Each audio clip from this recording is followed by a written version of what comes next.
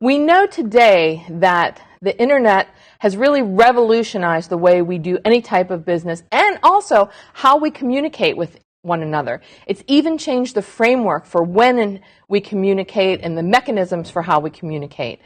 And as wonderful as all those new changes are, without taking the proper precautions, there are a lot of risks that the internet brings to it that can be disruptive or even dangerous to a business and actually even to individual people.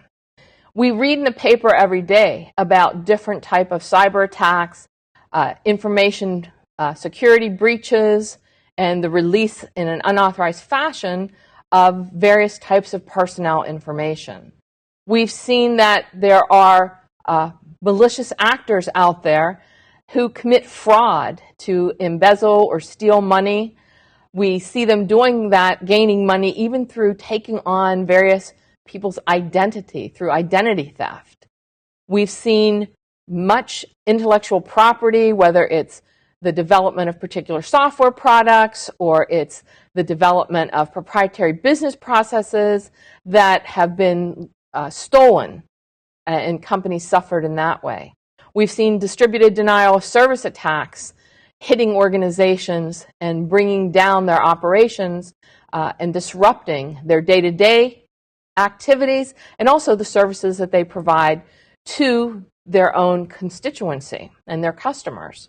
We've even seen changing in medical records where malicious individual or malicious group may, in an unauthorized fashion, access medical records and actually change the information on them. So, for example, there have been cases where there were particular results that had been done in a study of women who had been tested for a particular type of cancer.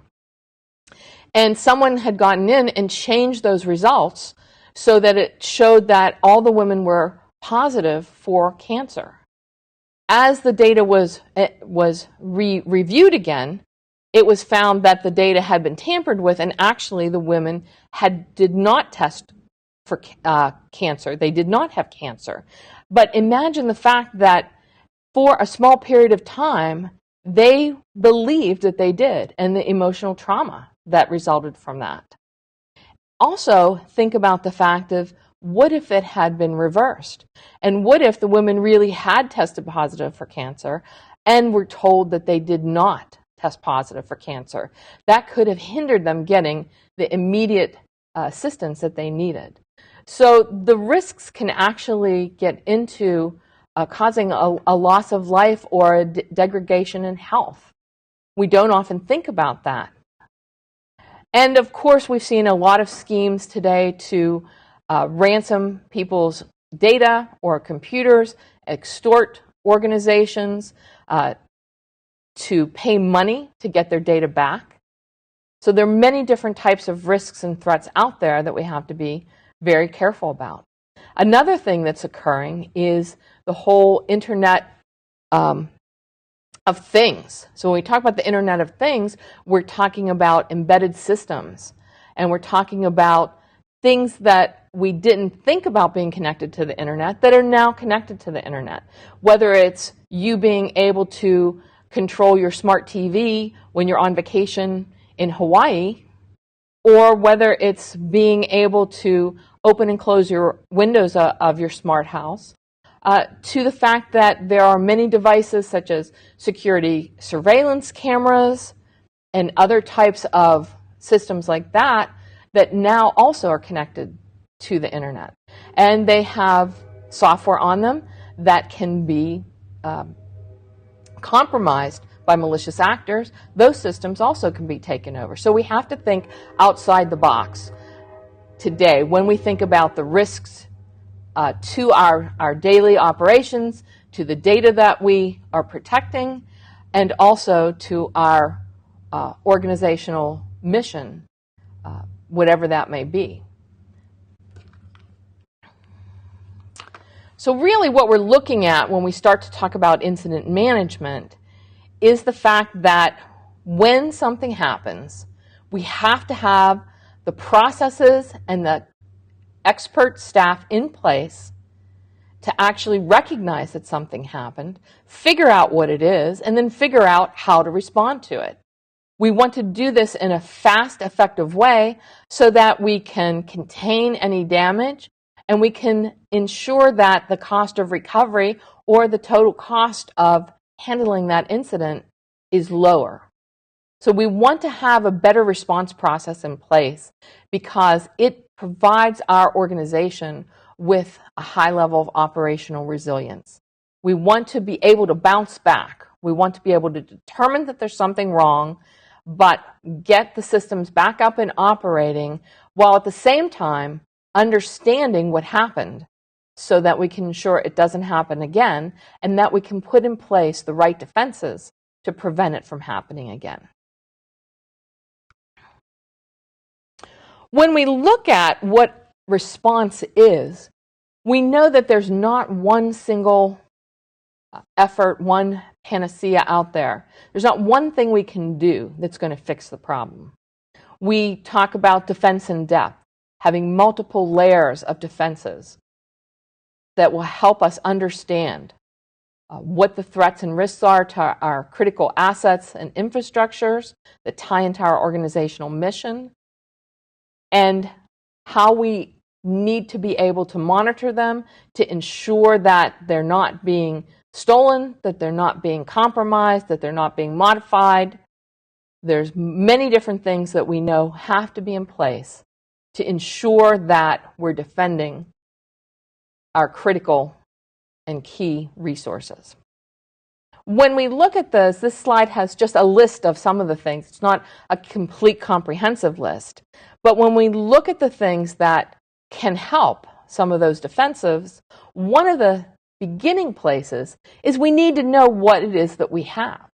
We need to understand on our infrastructure or within our constituencies that we may be servicing, could be our customers, trusted business partners, what really are the key assets? What are the operational components that make our organization a success?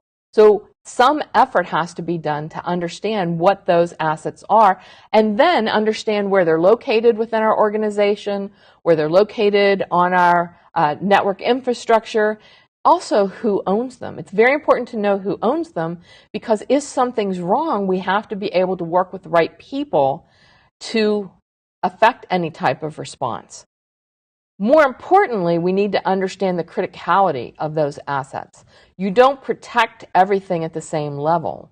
We need to have some type of prioritization of the assets so that we know if our main server that provides our e-commerce to our customers is hit, that's a high critical asset, and we need to have a response plan in place to be able to understand what's happening and effect a response. So having that asset inventory and understanding the criticality is very important. It's not normally the incident management capability who performs that function. It's usually another part of the organization. It can be the risk management group, it can be the audit group, it can be some completely different group. But that information, it's important that it makes its way to the incident management capability also. Another defense that's out there that we need to take into account and ensure occurs within our organization is risk assessments. We need to take a look then at those identified critical assets and the data associated with them, and we need to think very carefully about the internal and external risks to those assets. We need to understand what we think someone may want to do to those assets, and then identifying those risks, we identify, are we going to accept that risk, or are we going to put some type of controls, defenses, or processes in place to try to prevent that risk from arising. So it's important to think about doing that type of risk assessment on a periodic basis so we're kept up to date. We need to be able to be prepared by thinking about the types of risks, the types of threats we may have to deal with in our organization. And of course, there's putting the standard security tools in place to ensure that both our internal and external networks are protected, how our systems are protected, but also how a lot of our defenses such as routers, firewalls, network monitoring tools, how all of that equipment is set up, how that infrastructure is designed, and how it is also protected to ensure that it operates at the highest level and best capacity. We have to think about not only ensuring that those systems are kept up to date, but that the other systems within our organization are also kept up to date. So even though we talk about the fact that patch management is very difficult, ensuring that when there are patches and you can install them, that's done in a timely manner. At the same time, tying patch management and risk assessment together, you may begin to think about the fact that you have assets, you have servers, or you have equipment, you have systems that cannot easily be patched. We see this very often in the medical community, where there are specific medical devices that cannot be easily patched because they lose their certification. So as part of that asset inventory that's being done, you need to think about where can't I do patches and upgrades, because that's going to change the whole way you plan your response and mitigation strategies. We also have to make sure that we're keeping up to date, and the staff within the security group understands any type of new technology that's out there, new attack types that are out there, and also that if there are any types of new mitigation strategies, solutions that are out there. At the same time, we want to ensure that we're putting new policies in place to help protect our assets from the new risks and threats that are becoming identified. So we think about the security policies, even beginning with having an acceptable use policy for staff so that they understand what they should and shouldn't do within your network and system infrastructure.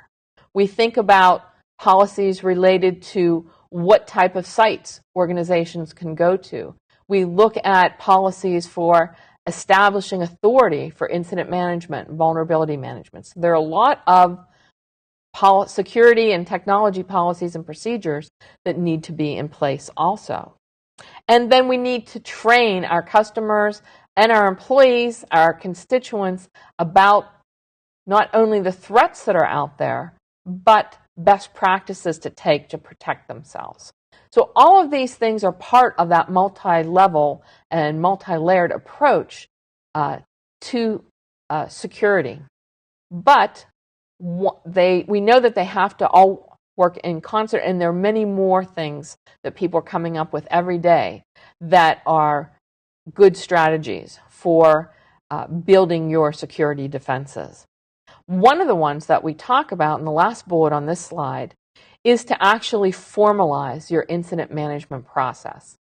That can be through a formal capability, a formal group of people that perform these functions, but it can also be a process that pulls together expertise from across an organization to perform that function.